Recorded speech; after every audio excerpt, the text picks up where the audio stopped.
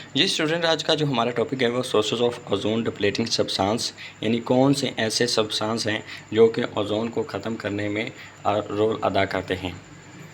हम कुछ इस तरह देख लेते हैं कि इसको डिफ़ाइन कर लेते हैं। The depletion of stratospheric ozone layer occur because of photochemical reaction between ozone layer and ozone depleting substance. कौन से सब्सटेंस हैं major ozone depleting substance? Chlorine, chlorofluorocarbons, halons, methyl chloride. अब हम देखते हैं कि ओजोन कैसे बनती है।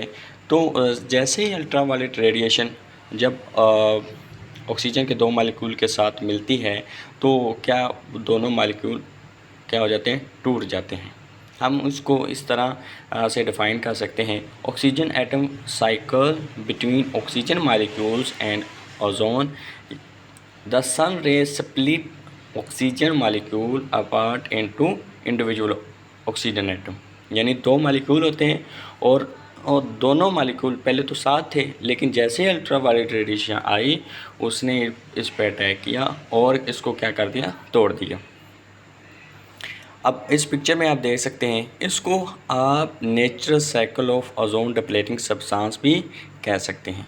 जैसे अल्ट्रावायलेट रेडिएशन आई ओजोन के दो मालिक्यूल पर टकराती है और उनको अलग-अलग कर देती है। फिर क्या होता है कि वहीं दो मालिक्यूल जो ऑलरेडी स्ट्रेटोस्फेयर में होते हैं, लेयर में होते हैं, वो मिलते हैं ऑक्सीजन के साथ और क्या बना देते हैं? ओजोन बना देते हैं। इंटरेस्टिंग फैक्ट्स ये हैं कि the decrease of ozone layer was early in 1980 to be रफली 7% over 60 year period. Suddenly, in 1985, there was substantial hole was reported in the press, and many of those do not know what is that. यानी उस दिनों में 1985 में whole पैदा हुआ, लेकिन किसी को पता ही नहीं था ये क्या है।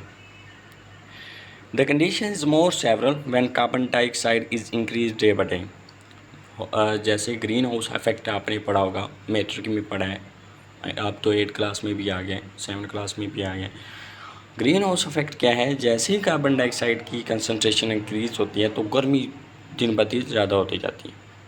When the Antarctic ozone hole breakup, the ozone become a drift और polluted near by areas.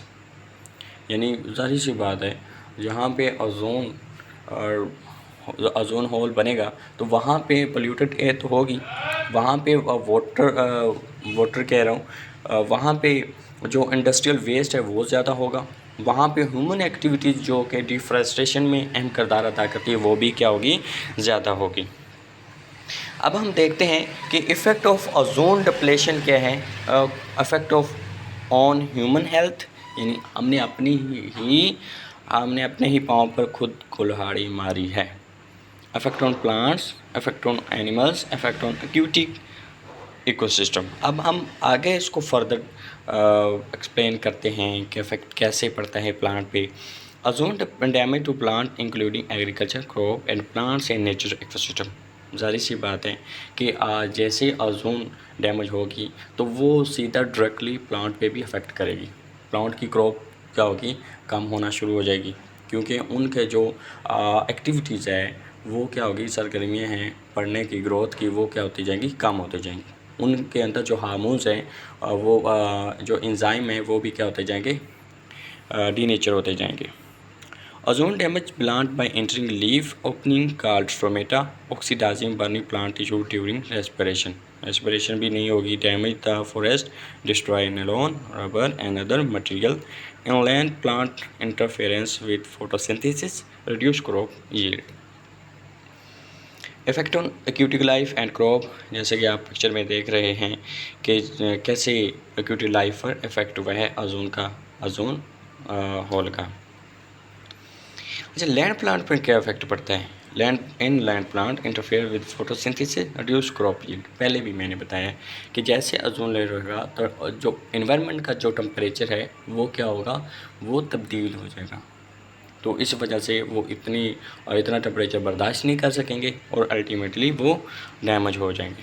Human health पे कैसे इफ़ेक्ट पड़ता है? ह्यूमन हेल्थ पे चेस्ट पेन पे, कफिंग पे, थ्रोट इरिटेशन यानी पोल्यूटेशन जो एयर है वो जब अफेक्ट करेगी, हम सांस लेंगे वो क्या करेगी, थोड़े लेयरिंग्स पर क्या करेगी, अफेक्ट करेगी और अल्टीमेटली वो लंग्स के अंदर चली जाएगी और पूरी बॉडी के अंदर इरिटेशन पैदा कर देगी। अस्थमा बीमारी है वो जो स्किन कैंसर हो जाएगा। जिस तरह इस पिक्चर में दिखाया गया है, सिम्टम ऑफ ओजोन डिप्लेशन यानी सिम्टम्स क्या हैं, पॉजिटिव इफेक्ट है प्रोडक्शन ऑफ विटामिन डी, यानी सारी सी बात है हमने विटामिन डी को उस दौरानी में क्या करना है जब हमारी बॉडी मुख्तलिफ बीमारियों से घिरी होती है। ठीक है, हमें तो एक जो ज़रूरियात की जो चीज़ें वही चाहिए होती हैं। अगर हम अपनी ज़रूरियात से ज़्यादा लेंगे तो बॉडी पर इफ़ेक्ट पड़ेगा। पॉजिटिव इफ़ेक्ट क्या है, इसमें विटामिन डी पैदा हो जाएगा। नेगेटिव इफ़ेक्ट क्या है, सनबर्न यानी हमारी जो बॉडी है उसके रेडनेस शो होना शुरू हो जाएगी और इरिटेशन पैदा होगी। स्किन कैंसर है, कैटरैक्ट्स है, इफेक्ट ऑफ फूड चेन है। तो ये था हमारा आज का टॉपिक। अब ये है हम इसको किस तरह प्रोटेक्ट कर सकते हैं ओजोन लेयर से, how can we help to protect the ozone layer. ज़्यादातर दरख्त लगाएं, रेफ्रिजरेटर को काम करें और एरोसोल की प्रोडक्शन को कम करें और व्हीकल की इतना यूजेबल ना करें कि वो हर एक के पास इंडिविजुअली भी बाइक हो। ठीक है, by air conditioning and refrigeration equipment that do not use HCF hydrochlorofluorocarbons as refrigerant, by aerosol product that do not use HCFCs as a propellant. When motor vehicle air condition needs servicing, make sure that the refrigerant are properly recovered and recycled instead of being vented to the atmosphere. ये चीज़ें हैं जिसको हम use करके और ना use करके हम ओजोन लेयर को प्रोटेक्ट कर सकते हैं। ज़्यादा से ज़्यादा दरख्त लगाएं, ये भी बहुत है अहम किरदार किसमें, ओजोन लेयर को प्रोटेक्ट करने में। तो ये था आज का हमारा टॉपिक। आगे नेक्स्ट हम इस वीडियो को मज़ीद जो कि ग्लोबल वार्मिंग पढ़ेंगे। तो आई होप कि आपको समझ आ गई हो।